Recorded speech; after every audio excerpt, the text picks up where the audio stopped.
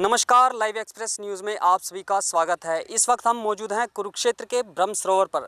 आज हमारे साथ बातचीत करने के लिए जो आजकल जो मुद्दा है निजीकरण का, इस निजीकरण के मुद्दे को लेकर हमारे बीच कांग्रेस पार्टी के वरिष्ठ नेता, आइए जानते हैं जो निजीकरण का मुद्दा है उसको लेकर इनका क्या कहना है।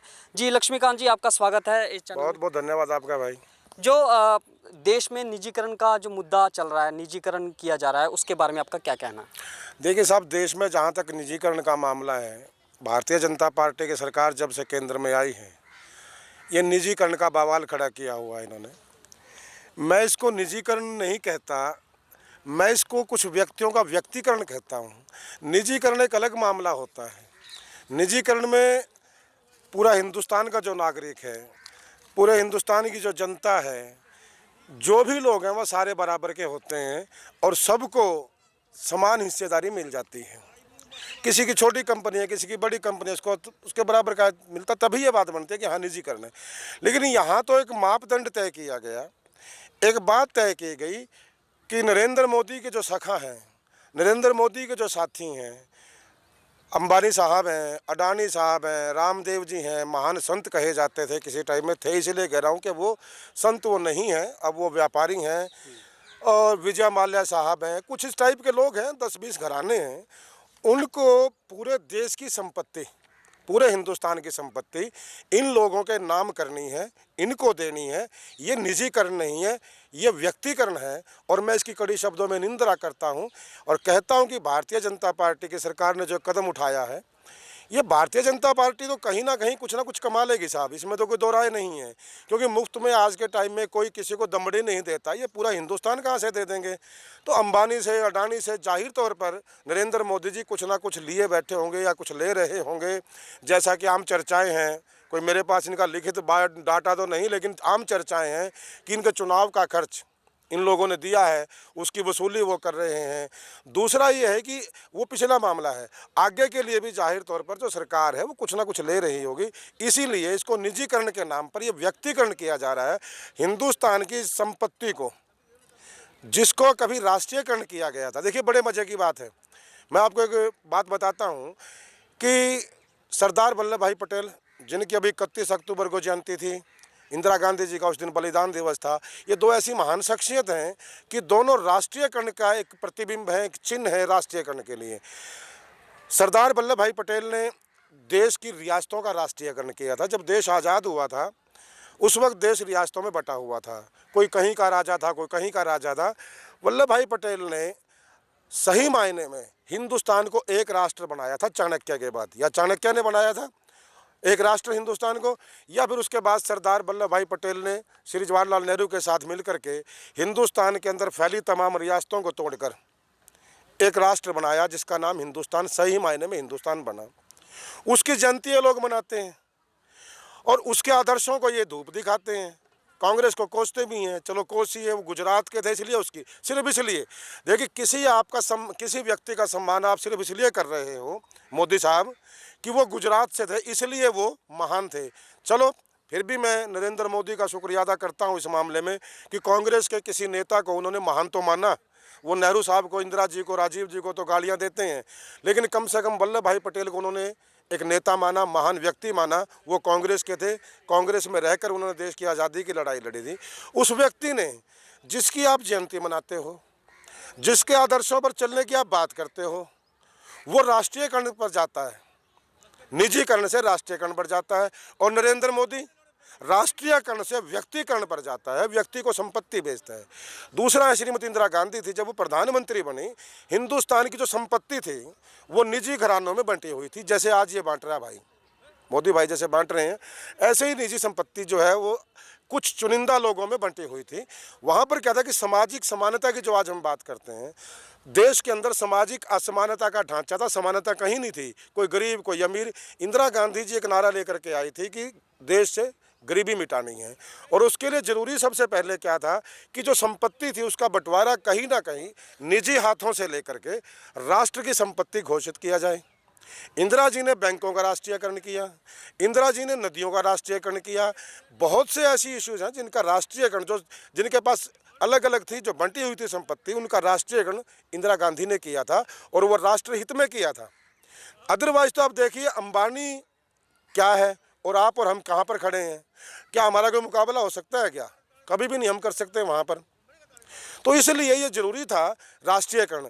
आज देश 1947 में आज़ाद होता है साहब, 2014 में आते आते हमें 67 साल लगते हैं देश को खड़ा करने के लिए।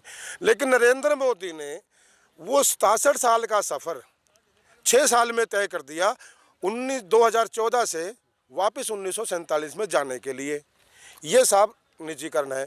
इस देश के अंदर निजीकरण का मामला बड़ा कॉम्प्लिकेटेड सा मामला है। मेरा एक सवाल है कि जो जैसा कि आम लोग और सरकार खुद कहती है कि सरकारी जो महकमे में जो कर्मचारी हैं या अधिकारी वो काम नहीं करते, तो ये निजीकरण क्या सही नहीं रहेगा? देखिए साहब, आदमी तो वही रहेगा भाई। अगर वो सरकारी कंपनी में है, सरकारी कर्मचारी है, तब भी वही व्यक्ति है, वही सुनील कुमार है, वही लक्ष्मीकांत शर्मा है, वही संजीव कुमार है। वो प्राइवेट कंपनी में जाएगा तो भी वही सुनील है, वही संजीव। क्या फर्क रह जाता है प्राइवेट में जाने से? फिर काम होता है, फिर काम होता है। नहीं, ऐसा कुछ नहीं है, सरकारी कर्मचारी भी काम करता है। और ऐसी बात कहना सरकार के लिए लानत की बात है, सरकार के मुखिया के लिए लानत की बात है। यार ये सरकारी कर्मचारी है जो हिंदुस्तान को यहाँ तक लेकर के आया है। ये सरकारी कर्मचारी है जिसने अपने खून पसीने से पूरे हिंदुस्तान को सींचा है। नरेंद्र मोदी ने सींचा है क्या? नरेंद्र मोदी तो खुद कहता कि मैं बचपन में चाय बेचता था, चाय बेचते बेचते घर जो सरकार कहती है सरकार में कितनी मतलब लानत की बात है कि सरकार खुद कहे कि सरकारी कर्मचारी काम नहीं करता। पहले भी सरकारें रही हैं, 2014 से पहले भी सरकारें रही हैं। भारतीय जनता पार्टी की खुद सरकार रही है। आप छोड़ दीजिए कांग्रेस की बात, भारतीय जनता पार्टी की सरकार थी, वाजपेयी जी प्रधानमंत्री थे। अगर सरकारी कर्मचारी काम नहीं करते, अगर निजीकरण इतना अच्छा होता तो वाजपेयी जी भी कर सकते थे भाई। वो कोई बुरे इंसान नहीं थे, मैं उनका सम्मान करता हूँ, दिल से सम्मान करता हूँ, क्योंकि वो राष्ट्र के हित में चलते थे। उन्होंने कभी व्यक्तिगत राजनीति नहीं की। तो अगर सरकारी कर्मचारी इतना बुरा था तो वो भी इसका निजीकरण कर सकते। ये एक बहाना है। अपने मित्र देखिए, वही बात है ना कि आपने किसी आदमी को घर से निकालना है, उसका कसूर कोई नहीं है, आप कोई ना कोई बहाना ढूंढोगे। ये सिर्फ एक बहाना है। और अगर इसको सच मान भी लिया जाए, देखिए 100% कहीं पर नहीं होता, लेकिन मेरा मानना है कि 90 से 95%, 90% जो सरकारी कर्मचारी है किसी भी महकमे का है, वो ईमानदारी से काम करता है। चूक हर इंसान में होती है, हर जगह पर होती है, व्यक्ति में भी होती है, समाज में, सोसाइटी में, सब जगह होती है। लेकिन इसका मतलब व्यक्ति, पूरी जो जाति है, पूरा सोसाइटी है, पूरा देश खराब नहीं हो जाता। और दूसरी बात, मैं इस प्रश्न का एक और तरीके से जवाब दूंगा। अगर सरकार या आम आदमी की ये राय है, सरकार कहते हैं कि कर्मचारी काम नहीं करते, निजीकरण करेंगे तो वो काम कर लेंगे, तो ये किसका दोष है कि मेरे दफ्तर में काम करने वाले 10 आदमी, अगर मैं उन 10 आदमियों से काम नहीं ले सकता तो मुझे मालिक बनने का हक ही कोई नहीं है। अगर भारतीय जनता पार्टी की सरकार का ये मानना है कि सरकारी कर्मचारी काम नहीं करता, तो मेरा ये मानना है कि भारतीय जनता पार्टी की सरकार को सत्ता में रहने का भी कोई हक नहीं बनता। क्योंकि जो सरकार अपने मातहत कर्मचारियों से काम ना ले सके और काम ना ले खुद, नकारापन खुद है। मैं यहाँ कर्मचारी का नकारापन नहीं मानूंगा, मैं यहाँ मानूंगा कि ये नकारापन जो है वो सरकार का है। सरकार अपने कर्मचारी से तो काम नहीं ले सकती और कंपनियों को बेचने की बात करती है।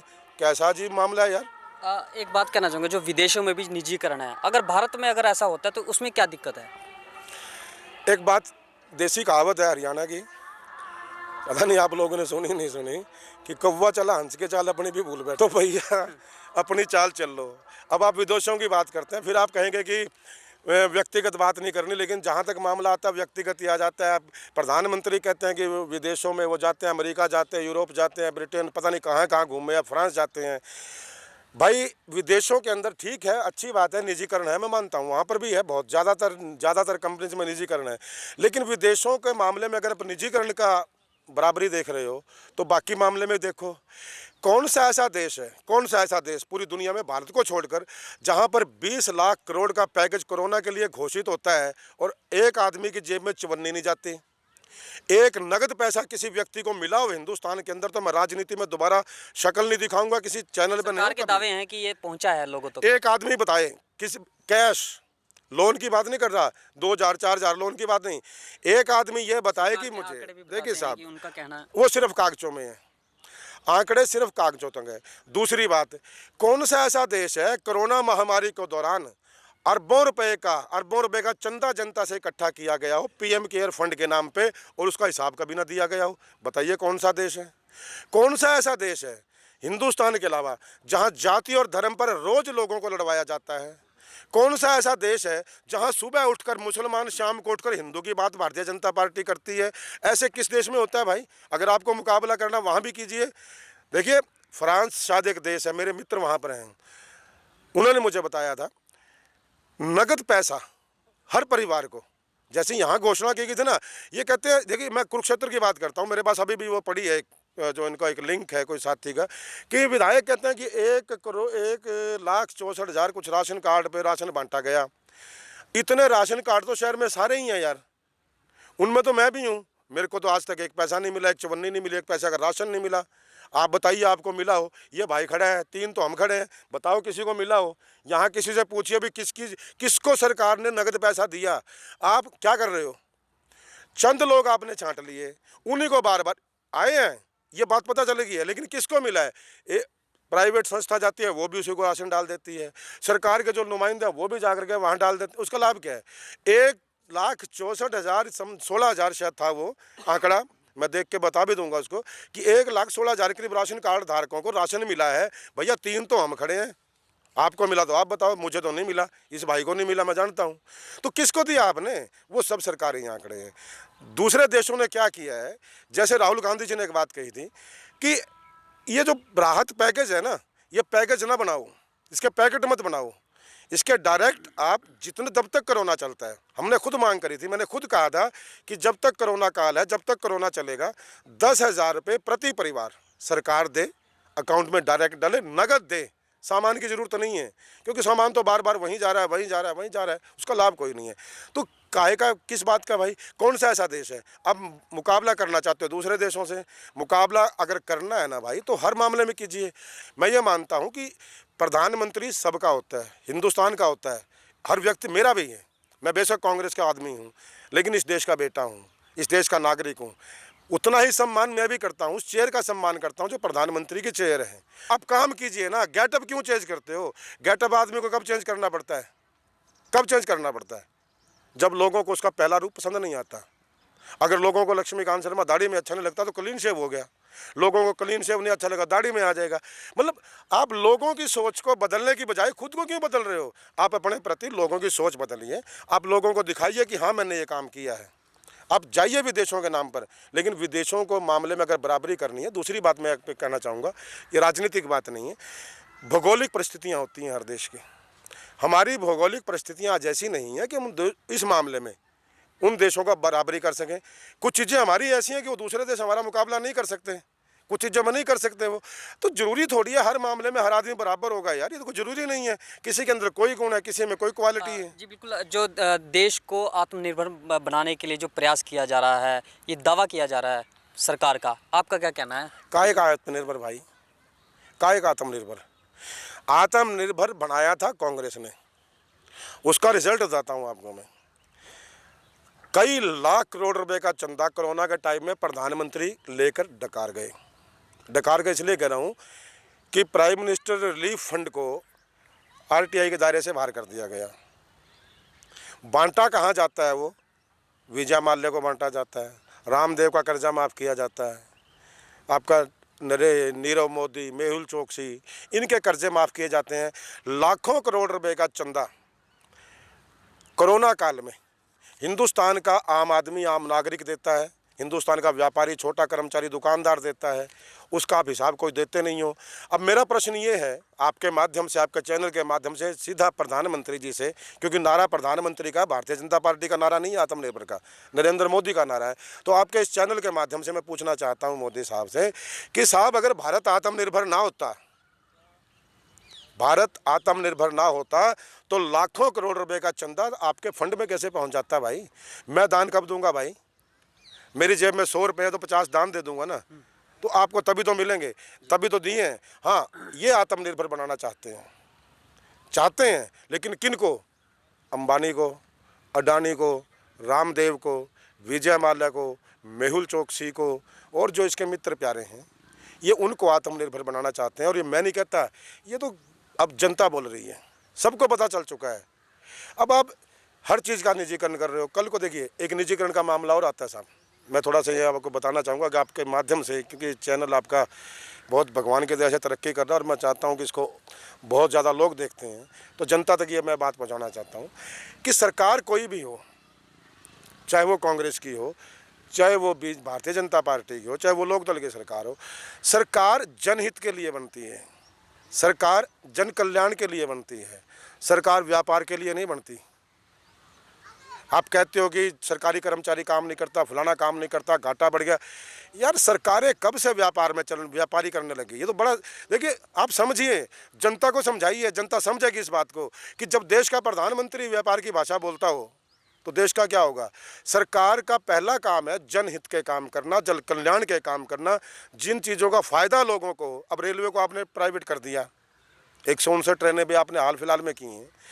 अब सोचिए रेलवे की, जिस रेलवे के अंदर देश का गरीब मजदूर सफ़र करता है, जब वो सारी ट्रेनें प्राइवेट चली जाएंगी, कर सकेगा क्या? वो तो अपने हिसाब से किराया लेंगे भाई। और जहाँ तक इकोनॉमी का फ़र्क है वो आज भी है, आज भी एसी ट्रेन अलग है, एक्सप्रेस ट्रेन अलग है। पहले देश की संपत्ति निजी हाथों में थी और व्यापारी थे, व्यापारियों के हाथ में थी, वो राष्ट्रीय संपत्ति नहीं थी। उसी को मैं, क्योंकि उससे क्या था कि सामाजिक असमानता थी, गरीब और अमीर की खाई बहुत ज़्यादा बढ़ रही थी। अमीर था या गरीब था, वो हमारे जैसे जो मिडिल क्लास लोग हैं वो नहीं थे। तो ये निजीकरण जो इसीलिए ख़त्म किया गया था उस टाइम पे कि देश में समानता है, सामाजिक समानता है। आज निजीकरण के बहाने देश की सामाजिक समानता को ख़त्म करने का प्रयास किया जा रहा है। एक बात कहकर मैं इस बात पर आना चाहूँगा कि ये जो मैंने कहा था कि सरकारें निजीकरण या राष्ट्रीयकरण एक अलग मामला होता है, लेकिन जन कल्याण एक अलग मामला होता है। सरकार गरीब आदमी के लिए बनती है। हॉस्पिटलों में कौन, सरकारी अस्पताल में कौन जाता है भाई? जो गरीब आदमी है वो जाएगा। बड़ा तो बड़े बड़े मेदांता में जाएगा, वो तो फोर्टिस में जाएगा, वो तो अल्केमिस्ट में जाएगा, वो यहाँ क्यों जाएगा? इसी तरीके से छोटा मजदूर जो होता है, छोटा मजदूर तब वो छोटी ट्रेनों में सफ़र करता है, वो पर उसमें जो है गाड़ियों, सरकारी गाड़ी में सफ़र करता है। तो सरकार का फ़र्ज बनता है इन लोगों का ध्यान रखना, ये नहीं कि अपना ध्यान रखने के लिए इन लोगों के हितों को बेच दें। मैं आपके माध्यम से प्रधानमंत्री से फिर अनुरोध करता हूं कि इस देश के बारे में सोचिए, देश के उस गरीब के बारे में सोचिए जो निचले तबके पर बैठा है। आप दो तबके मत बनाइए देश में, बिल्कुल या तो ऊपर और या बिल्कुल नीचे। एक तीसरा तबका भी है जो मिडिल क्लास जिसको बोलते हैं, उसको भी जीने का हक है, उसको भी जीने दीजिए। और मैं फिर अनुरोध करूँगा कि इसका घाटे में चल रही कह के इनका निजीकरण मत कीजिए। ये घाटे में क्यों चल रही हैं इस बात पर जाइए और उनको घाटे से फ़ायदे में सरकार लेकर के आए तो मैं मानूंगा, अदरवाइज तो भाई भारतीय जनता पार्टी देश बेच रही है। ये थे कांग्रेस पार्टी के तेज तर्रार नेता लक्ष्मीकांत शर्मा जी। जैसा कि इनका कहना है कि निजीकरण जो देश के लिए है नुकसानदायक है। कुरुक्षेत्र से सुनील कुमार। खादी, खादी एक विश्वास, खादी एक विचार, खादी एक संस्कृति और खादी एक मुस्कान। खादी जो आजादी से पहले हमारे साथ थी और आज भी है। गांधी जी का सपना है खादी। प्रधानमंत्री मोदी जी के आत्मनिर्भर भारत का विशेष हिस्सा है खादी। तो आइए इसी सपने को साकार करने के लिए हम भी अपनाएं खादी, हमारी स्वदेशी खादी,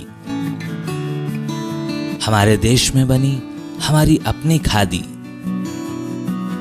इसलिए एक एहसास है खादी।